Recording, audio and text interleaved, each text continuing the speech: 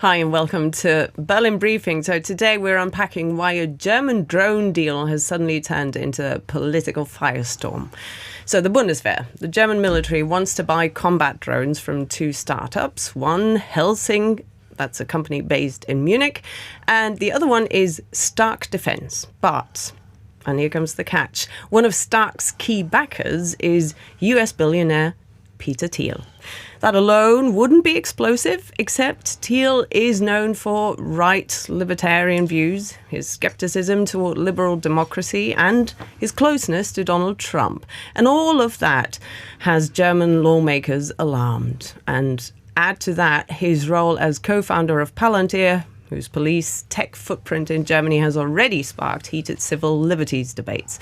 So today, with three sharp guests, we'll dig into the question at the heart of this. What happens when one of America's most controversial tech investors becomes a stakeholder in Germany's next generation of military hardware? Parliament is supposed to vote on those drone deals next week.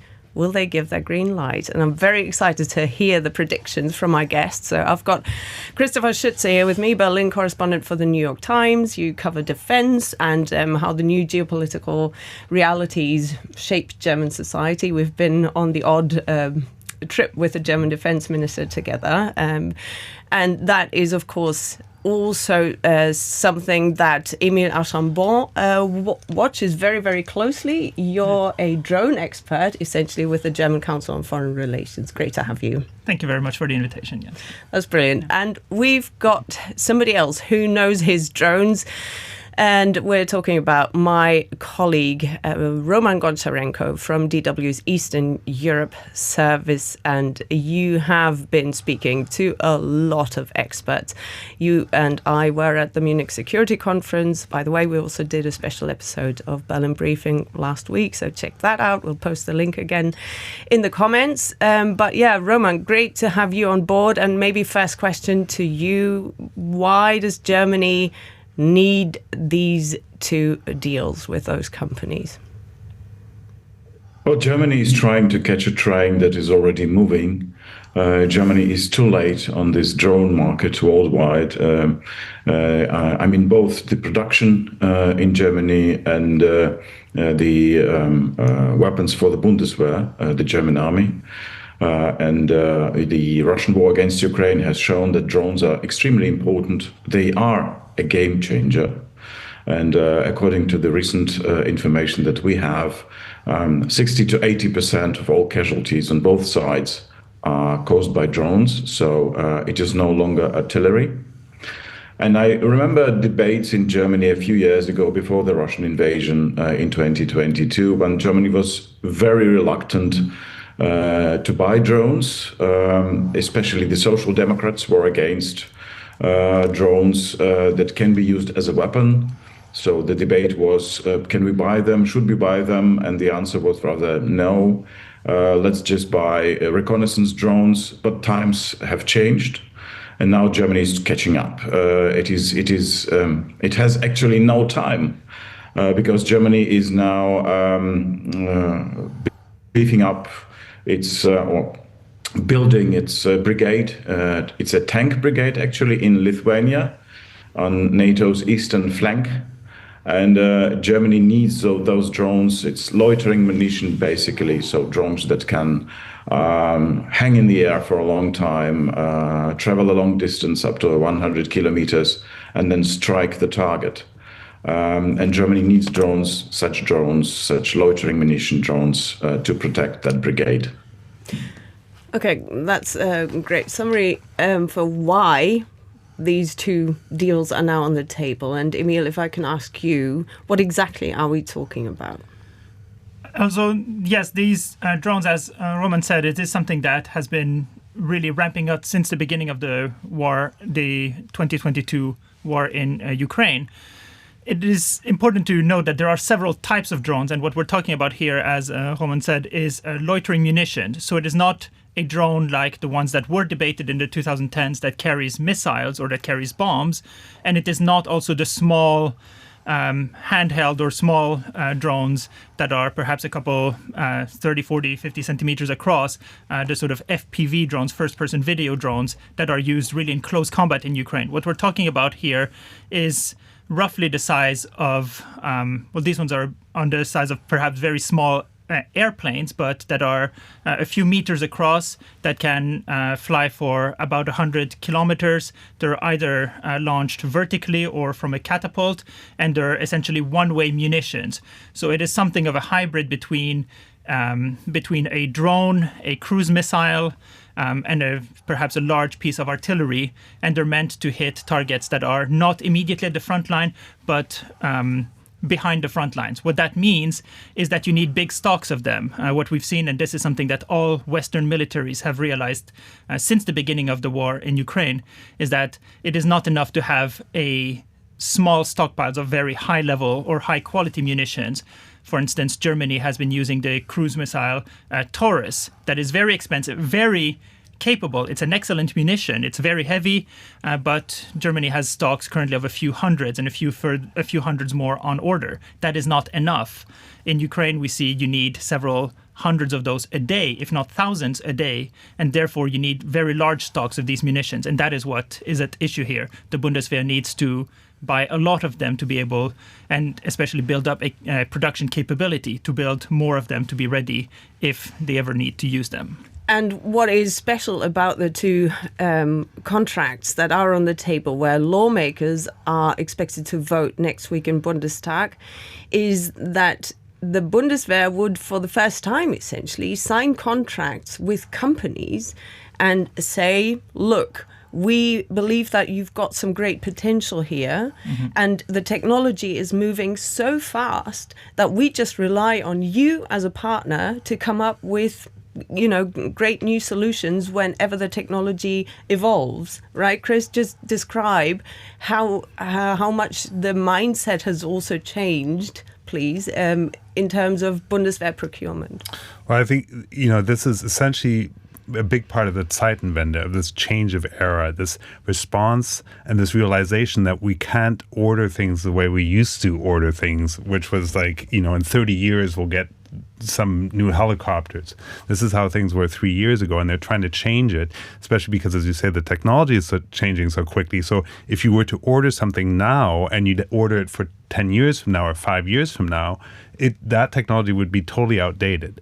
So there is sort of this need to change how you work with defense contractors, startups, whatever, to come up with the newest product. And I think it was last week or 2 weeks ago, they opened the innovation center in Erding for drones and these sort of new technologies, and you just saw all these sort of young guys with white sneakers and hanging out with fleece jackets and so working with these army officers, and basically looking like you, basically looking like a younger version and a funnier version than me. And they were working with the army, and that's something you would not have seen 10 years ago or 5 years ago even. So this is sort of another product of this Zeitenwende.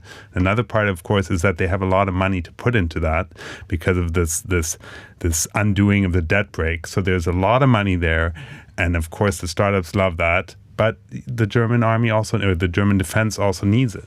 Yeah, and talk is of an initial contract that would be worth some 536 million euros, but potentially we're talking about billions of euros. So yes, as Chris was saying, a lot of money in there. Yes, it is, and as Christopher also said, it is a framework contract. So the idea is that there is an initial contract, and then if the Ministry of Defense, if the Bundeswehr is happy with the way these companies are cooperating with the troops, there are options to further equip it. So, as Roman also said, the first target unit there is this new brigade that is being set up in Lithuania. But ultimately, this is something that will not be restricted to only one unit or a few specialist units. These types of munitions, these types of systems, is something that is going to be rolled out to the ground forces of the Bundeswehr at large. So we are looking for something that will be developed in the long term and that is there to stay. So it is, of course, for these companies that are the two now, Helsing and Stark, that are the sort of first ones to be requested to be offered this opportunity. It is good opportunity for them to establish a long-term relationship with the Bundeswehr, with the ground forces, and to be able to really work on cooperating in developing these systems, seeing really what do the armed forces need and what they can offer, and how the two together can collaborate to get better systems. That's the goal, at least. Yes. And just if I can just interject, I think another part about that is that for both of these companies, working with the German army is actually very lucrative also, because they can use that to advertise. Then they go to other armies and they, we're like the main supplier of the German army. So for them, it's a very important. These are very important deals as well, especially within NATO. Yeah. And Roman, if you could just talk about what else is going on before we get to the personality who's Peter Thiel and his role in one of those contracts. Could you just say, because Germany is also working together with Ukraine, because Ukrainians obviously, as sad as it is, have the most experience when it comes to how important drones are for modern warfare.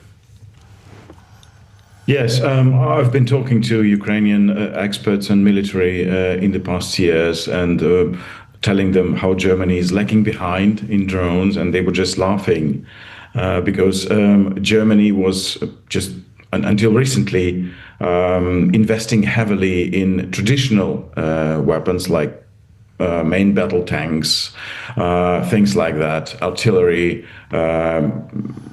fighter jets, buying them in the United States, which are important, but the war has changed. This is what they say in Ukraine. Actually, what Germany needs, and other NATO countries as well, is to change the direction of these investments, switch it to drones, because drones are, as I've said, a game changer in a modern war. We are seeing it in Ukraine. And in Germany, well, things are developing slow, as you know, in many areas. So we have now 4 years of a full-scale war in Europe, in Ukraine, a Russian war. And Germany is only now placing that $1 billion contract for more than 4 billion euros are on the table. And two interesting thoughts that I had last year. One was a conversation with the head of Rheinmetall, Armin Papager, CEO of Rheinmetall, German major manufacturer of weapons, artillery, first of all, and then tanks as well. Who's being bypassed, by the way. Sorry, Roman, just to add that Rheinmetall is not getting, at the moment, they're not getting one of those drone contracts. Just adding. Exactly. And I asked him, what do you think of cooperation with Ukrainian drone manufacturers, for example? Because Rheinmetall is also developing its own drones. They are not in this contract, but they hope to jump on this train maybe later. So they are developing their own products. And he said, well, we want to have our own things, our own drones. So if Ukrainian manufacturers come to us, they have some smaller products. We want something big. So it's part of an attitude, you know. They want to have more time, which they don't have, actually. And the second quote that struck me was from Rob Bauer, which used to be head of a NATO military committee, former Dutch admiral. And I was interviewing him just a few months ago about his book, How to Prepare for a War in Europe. And I said to him, you have actually to switch the investment. Less tanks, buy more drones. And he said, no, we need both. So we have to stick to our plan. So I see there a certain reluctance to move swiftly and to change the plans, because the war is changing, the world is changing. Ukraine has the know-how to produce drones. Ukraine is using drones every day, every night, have been using them for 4 years. Just an example, before the Russian invasion, just a few weeks before, in 2022, Ukraine started to use drones. Those were Turkish-made drones, Bayraktar. And they were very effective, and it was a complete surprise to the Russian forces, which were at that time Russia did not openly say that they were present in eastern Ukraine, but they were, and Ukraine was very effective in using those Turkish drones. So in the past 4 years, it was a gigantic leap forward in the drone deployment, development. Ukraine has now its own production, has the know-how, but as we see, Germany is still reluctant in cooperating. The startups we're talking about have their products in Ukraine. Some of them are scaling up, having now production or at least research and development teams in Ukraine. Some of them have about 60 people in Ukraine. The Stark Defense, the second, I was talking about Helsing.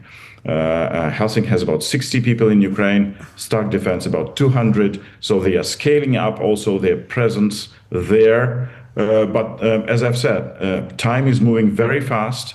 NATO is expecting a possible Russian provocation, as they call it, in the coming years, and the drones will have to be there as soon as possible. And a lot of things are happening at the same time. You've just mentioned that Germany is also working together with France on the fighter jet of the future and also on the battle tank. And that is a completely separate episode because that is not going as smoothly as everyone is hoping it would. But also Ukrainian soldiers are probably going to help when it comes to essentially training German soldiers in the future. So, you know, sometimes I wonder why that took 4 years to establish something like that. But then you do have to always remember that this is, like Christoph was saying, the symbol of a Zeitenwende, and you see how long it takes to change people's mindsets and the structures, etc. Now we want to get to Peter Thiel. Peter Thiel has invested in Stark Defense. Peter Thiel initially gave the company what's called an angel investment. That was the first round, and that helped bring Stark to a $500 million valuation. We're talking about the year 2024. Then he helped raise $62 million for the company. This was in late 2025. And as far as we know, he has just invested again after news broke that Stark was going to be one of those companies that the Bundeswehr was going to go for. We only know that it's a double-digit million sum, and this could potentially bring Stark to the status of what business people call a unicorn.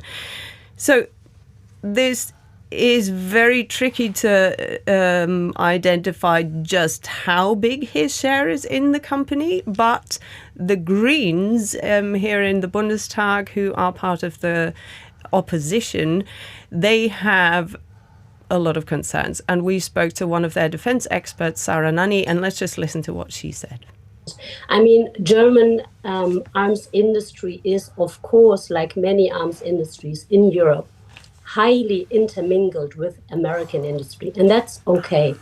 But Peter Thiel is a different story. He has very radical views on society, how it should function. He says freedom and democracy are incompatible. And I don't know what the role of the German defense industry in Peter Thiel's political motives is going to be. So maybe, Christopher, if you could just sum up who is Peter Thiel for everybody who doesn't know him. I mean, it's probably pretty difficult not to know at this point who Peter Thiel is.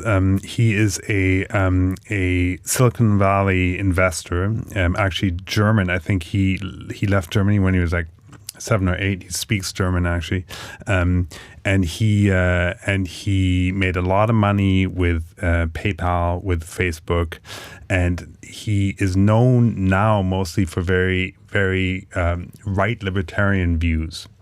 He's given a couple of quite controversial interviews. He doesn't hold them back, and he's a big investment and a big investor. And one of the things that he's co-founded, Palantir, is a software that identifies people from pictures. And some German states, some of the police forces in German states have now subscribed to the software, raising all kinds of alarm because Germans are very, very careful about privacy concerns. And the idea is that if Palantir has access to all these databases, then that's possibly not the best thing for privacy. And now the question of his investment in drone capabilities that will become crucial for the German defense is raising a lot of questions, as you just played the clip by Saranani among the Greens, but I think also the Social Democrats, the party of the Defense Minister Pistorius, is also not quite sure about this, mostly because of his political views. But I think secondarily, this fear, and I'm not sure that it's founded, but I will just say there is a fear that he could somehow later do something to this technology to somehow hold the German army hostage, or somehow influence actual defense capabilities. Yeah, I mean, I think that we heard Boris Pistorius this week say that he thinks it is right that this should be investigated. Hang on, now that you're mentioning that, let's just listen to Boris Pistorius, because it is interesting, because we met him at the Munich Security Conference, and I put that question to him then. This was last Friday. I asked him, about the role of Peter Thiel. Let's just take a look. The Bundeswehr, the German army, also desperately needs drones, and you've just signed, or you are in the process of signing contracts with 2 companies. There is criticism from the German opposition when it comes to one of those 2 companies that are supposed to provide the drones, because there is one key investor. He is called Peter Thiel, who is very controversial, a US investor with a very nationalist, white political agenda. That is the accusation. What do you say to these accusations? Well, I don't know whether my informations are correct or not, but as far as I'm informed, we are not talking about a key stakeholder. We are about somebody who has between 3 and 4.5%. So this is not a key role as a stakeholder, and therefore we should consider it seriously, but it's not an obstacle really to make contracts with that company. Okay, so you say you have to look at the numbers and the share of investment. Okay. A couple of days later, as you were saying, Emil, Boris Pistorius was asked again by a colleague of ours, and his answer was more nuanced. And this is where I interrupted you. Yeah, sure. Well, as he said in that clip, he doesn't know he said he didn't know whether his information was correct, and we would hope that the Minister of Defense would make sure that he checks those information and that they have certainty about what role Peter Thiel actually plays in a company like Stark Defense.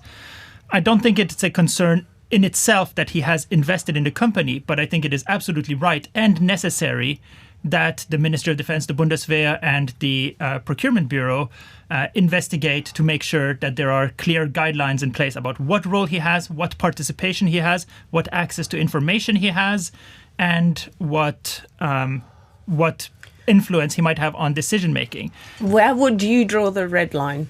Well, I think that there are very clear norms for all these companies about, for instance, intellectual property, which I don't necessarily think is an issue in this case, to the extent that Stark is a European, it's a German company, and that there will be guidelines in place, I hope, and I expect, to ensure that this remains German intellectual property and that decision makers are German.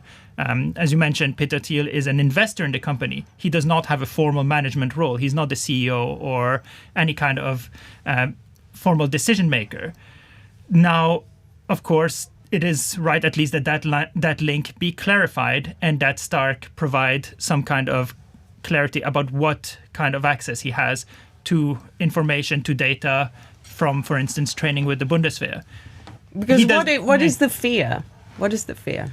Well, the fear, as I understand it, and Christopher, you can correct me if I'm wrong there, I believe the fear is that he might be able to influence the direction of the company in a way that serves his interests or perhaps American interests rather than German interests. That is not necessarily the case just by investing money. As if his relationship is simply to invest money in a company that he believes has potential commercially, as an investment vehicle, and perhaps even something where he thinks it is important that European companies enter the defense sector, that is not necessarily in itself a problem. And I don't think we have any indication that he would have any kind of role more than that. However, that is, of course, something where the Ministry of Defense needs to be certain, even more certain, and check it, double check it, triple check it to be absolutely certain that that is the case. There are also, of course, European rules on data location, on data sharing, and so on. And of course, that is something that must be respected. That is not a problem, however, that is unique to Stark. Stark is not the only company that has investors from outside the EU. And therefore, it is perhaps a bit different because we're talking about Peter Thiel, but it is not unique in that we have other American foreign companies that are investing in German defense as well. But how do you manage to find the right balance between getting access to a lot of money that is needed to keep up with the fast development cycles of modern technology and have guidelines and sort of red lines where Europeans can say, okay, enough is enough. We don't want too much interference, or we're afraid, because of course there's always the risk of increasing bureaucracy, right? Yeah, and it is access to money is a big challenge in the current situation. Christopher has been talking about the Zeitenwende. Well, the Zeitenwende must be financed. All these new companies, and when we're talking about Stark, that is a company that was founded in 2024. It's a very young company. Helsing was founded in 2021. Quantum was founded in 2015. We're talking about very young companies that are perhaps just entering the scale-up stage, but it is companies that are that have very high needs for capital, for money. And that to be able to develop products, to be able to test those products, to field those products. And that means that they are taking a lot of risk. That is not something that German funding bodies generally have been willing to engage with. There has been a great reluctance by, for instance, state investors to invest in anything that touches weapons development.